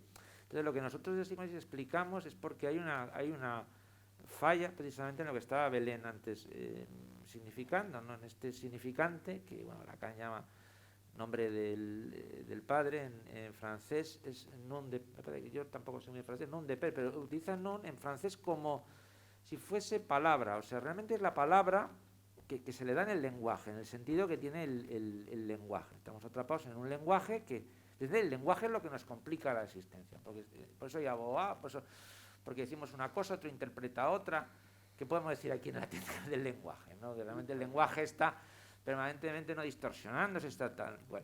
Y sin embargo, buscan como certezas, no muy radicales, en un modo donde no se incluyen todos esos registros que estamos nosotros permanentemente teniendo. Entonces, por eso Lacan usa certeramente esa frase, ¿no? Es un seguimiento, un secretariado de ese alienado donde tomas nota de sus registros, intentas no ya comprender, sino es muy difícil entrar en esa zona para generar, como decía muy bien Margarita, un nivel de vincular, ¿no?, muy complejo en esa relación, y entonces cuando surge la opción de suplencia, ¿no?, de algo, ¿no?, entonces se produce como un nivel, esa palanca se ha encontrado y estabiliza. Suelen ser en ese momento pacientes muy fieles, muy cumplidores. Muy sí, pero lo que yo quería postillar, si me permites, a Dominica, es que efectivamente no hay metáfora porque hay un exceso de real.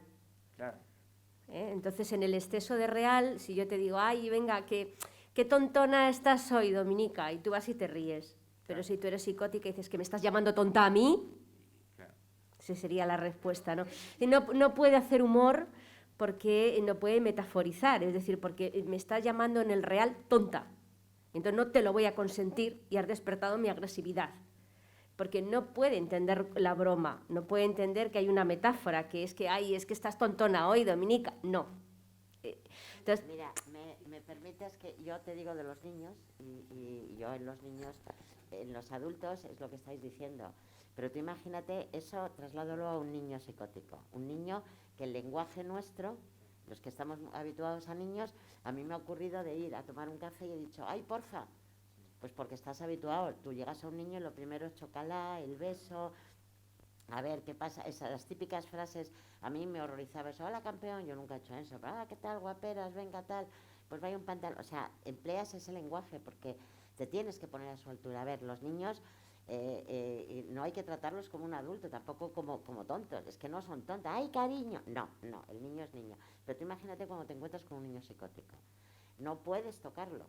Porque además tus movimientos, eso es lo que nos enseñó, no pueden ser bruscos, tienes que ser, o sea, entras y de entrada, yo recuerdo, y eso siempre lo he contado, que nosotros, y Mauricio lo sabe, la primera impacto era con nosotras, entonces llega con los padres y el niño le ves que rápidamente se te va a un rincón, se pone de rodillas, se tapa, tal, y entonces a ver cómo te acercas tú a ese crío. Entonces tienes que ir con movimientos muy suaves, donde él no se sienta agredido, casi le tienes que pedir casi permiso para tocarlo, pero si se lo pides te va a decir que no. No puedes decir, hola cariño, qué guapa estás, porque igual te dice que bueno. Entonces empiezas a jugar con los le pones unos fóleos, unos lápices de colores, o sea, tienes que ir, porque es lo que te dice Belén, o sea, tú a un niño, por ejemplo, tuvo un niño normal, ¡ala! Y a veces, por ejemplo, a mí llegaban los críos, uno que se me rapaba, el otro con no sé qué, pero ¿tú dónde vas? Pero bueno, ¿te gusta? Pues no. Tú le dices a un niño, un psicótico, ¡ala! ¿Qué pasa? ¿Que hoy no te has vestido mal? Bueno, ¿cómo? ¿Yo? Bueno. En niños es muy complicado.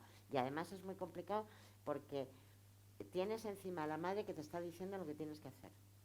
No, no, al niño no le gusta. No se acerque usted porque le va a morder.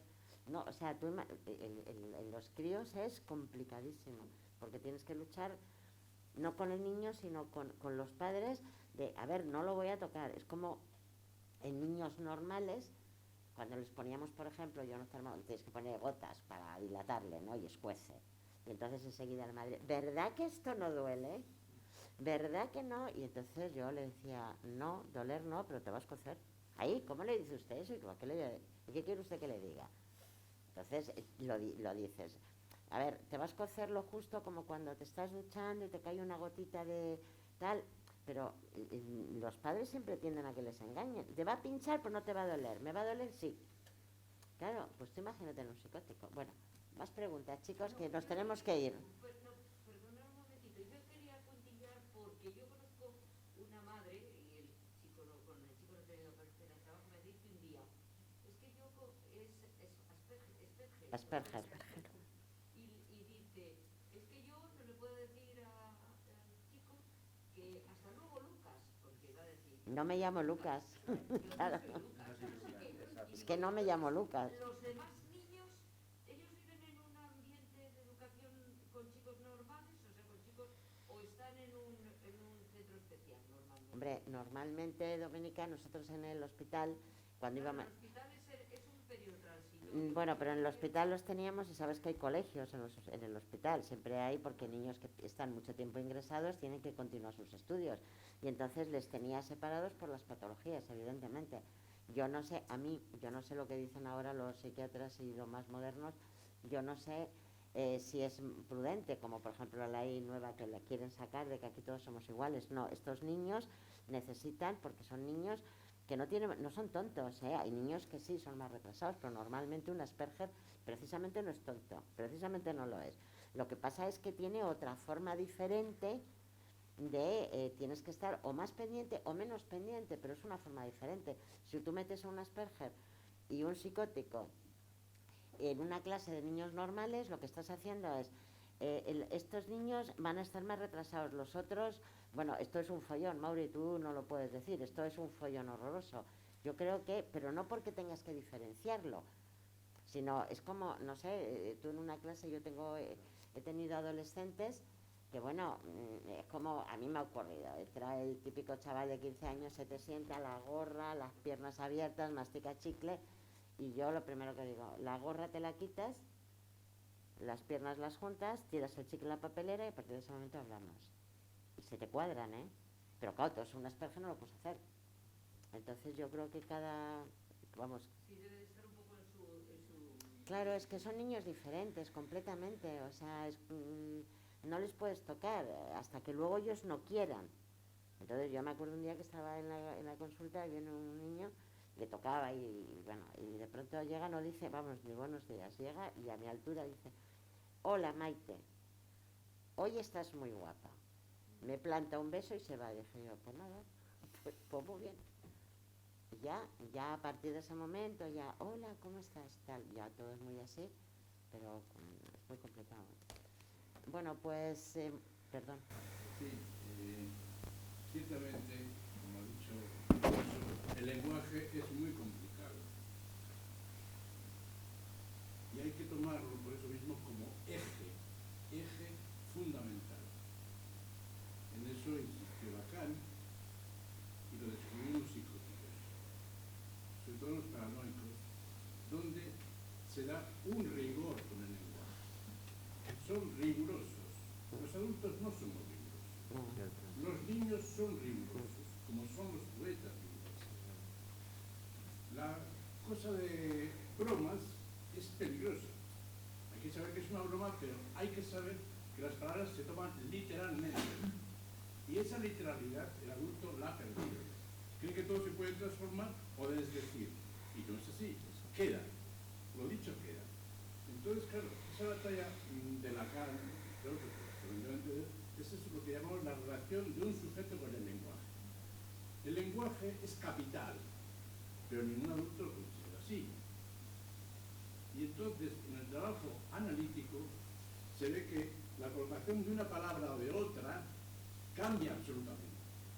Cambia absolutamente. el lenguaje no es instrumento de comunicación. Crea un ser.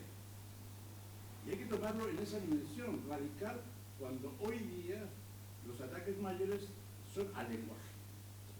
El respeto en tiempos anteriores era grande al lenguaje, no digamos los analfabetos, que son los más respetuosos con la oralidad, con el lenguaje, ¿no? Entonces aquí en las psicoterapias varias no existe el lenguaje, no digo como eje fundamental. Entonces ahí es donde se ve muy bien pues cómo un niño escucha. Un niño escucha siempre desde la literalidad, y no hay que olvidarlo. Las bromas, cuidado. Pocos adultos entienden las bromas. Sí, pero está la literalidad también. Y alguien se puede molestar por la literalidad. Entonces, la reflexión sobre el lenguaje siempre es poca. Siempre es poca. Y pensar los efectos que tienen las palabras. No los hechos así, porque las palabras son hechos. Calcular eso es importante y es una vía de clarificación, ¿no? Y yo creo que eso es lo que nos aporta Lacan. Lacan a partir de que los efectos inconscientes de la palabra. En la conciencia todos comprendemos todo.